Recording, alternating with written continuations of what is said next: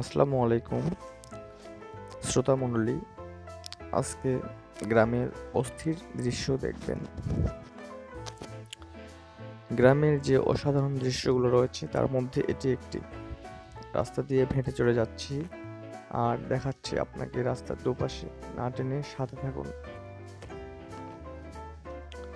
দেখুন, বৃষ্টি ভেজা রাতে সারা রাত বৃষ্টি হয়েছে, পরের দিন সকালে রাস্তাগুলো ভেজা ভেজা অবস্থা, পানি জমে রয়েছে রাস্তার ধারে, আর গাছগুলো অনেক পরিষ্কার হয়ে গেছে, সবুজ শ্যামল হয়ে গেছে।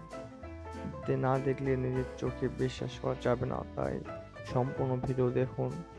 রাস্তা ভেজা রাস্তা গ্রামে কেমন লাগে বৃষ্টির দিন, বৃষ্টির পরের দিন।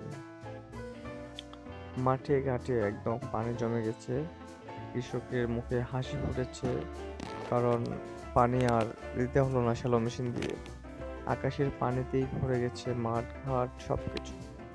দেখুন, পানিতে ভর্তি হয়ে আছে প্রতিটি ফসলি জমি। এখন তারা হেরো দিয়ে সুন্দর করে হাল চাষ করার পর নতুন ভাবে সবজি চাষ করা শুরু করে দেবে। যখনই পানি আসে তখনই কৃষকের মুখে হাসি ফোটে।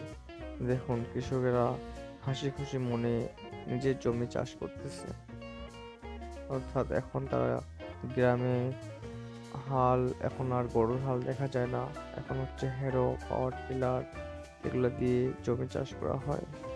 তো এরকম ভাবে 8 দিন পর আসলে দেখতে পাবেন এগুলো হাল চাষ করা হয়ে গেছে, কারণ পানি হলে মাটি নরম হয়ে যায় এবং হাল চাষ করার উপযোগী হয়ে যায়।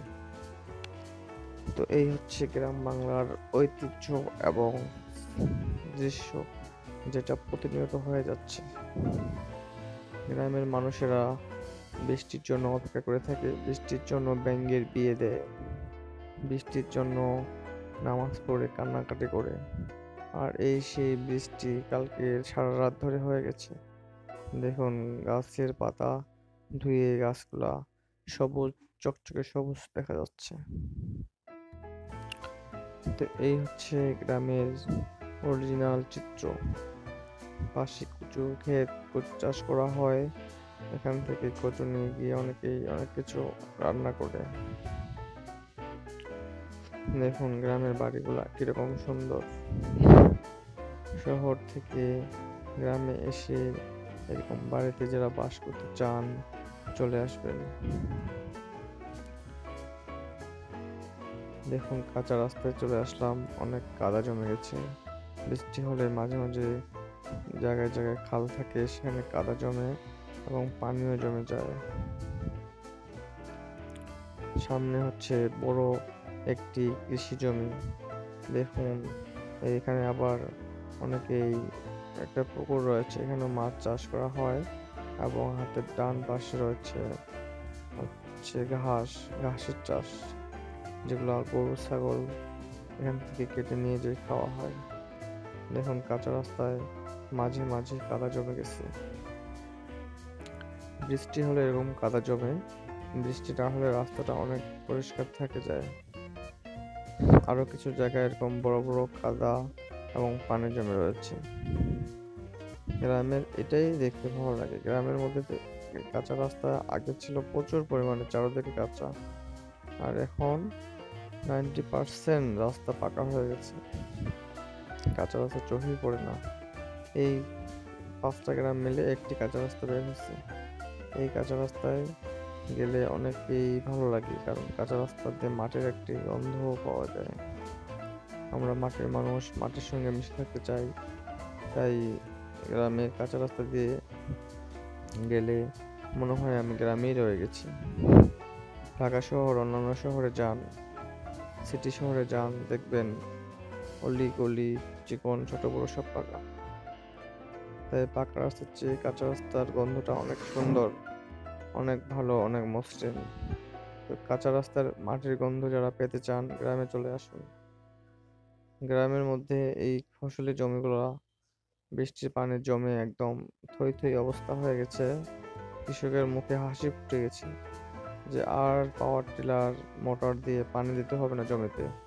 আসলে মোটর দিয়ে আর পাওয়ার টিলার দিয়ে, শ্যালো মেশিন দিয়ে পানি দিতে অনেক তেল খরচ, এবং অনেক কারেন্টের বিল দিতে হয়। তো সেগুলো থেকে রক্ষা পেল কৃষকেরা। গ্রামে এই পানির জন্য অপেক্ষা করে থাকে, পানি আসলেই জমি চাষ করে শুরু করে দেয়। তো আমার কথাগুলো কেমন লাগতেছে, স্পষ্ট শোনা যাচ্ছে কিনা জানাবেন কমেন্টে। আর যারা পুরাতন, শেয়ার করবেন ভিডিওগুলো। গ্রামের এই অপরূপ দৃশ্য দেখুন, যেটুকু চোখ যায় শুধু কৃষি জমি আর কৃষি জমি। অনেক দূরে দেখুন গাছ দেখা যাচ্ছে, লম্বা লম্বা গাছ। এগুলো হচ্ছে পুরোটাই গ্রাম আর গ্রাম। যারা নতুন দেখতেছেন সাবস্ক্রাইব করবেন। আর গ্রামকে ভালোবাসলে অবশ্যই শেয়ার করবেন। দেখুন গ্রামের রাস্তার পাশে কৃষি জমি। গ্রাম বাংলার দৃশ্য ঠিক এরকমই।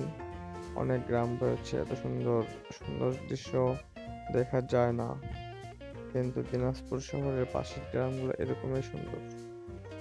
তো যারা চান ঘুরতে আসতে চলে আসবেন। আমি যে গ্রামে যাচ্ছি তার পাশেই কান্তজি মন্দির এবং নয়াবাদ মসজিদ রয়েছে।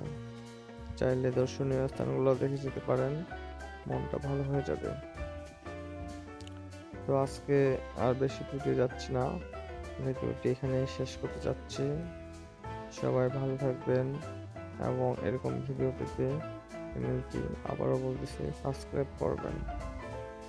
তো এই পর্যন্ত, পরবর্তী নতুন ভিডিওতে আবার দেখা হচ্ছে, কথা হচ্ছে। সেই পর্যন্ত সবাই ভালো থাকবেন এবং ফ্রি টাইমে আমার চ্যানেলের যত ভিডিও আছে দেখবেন।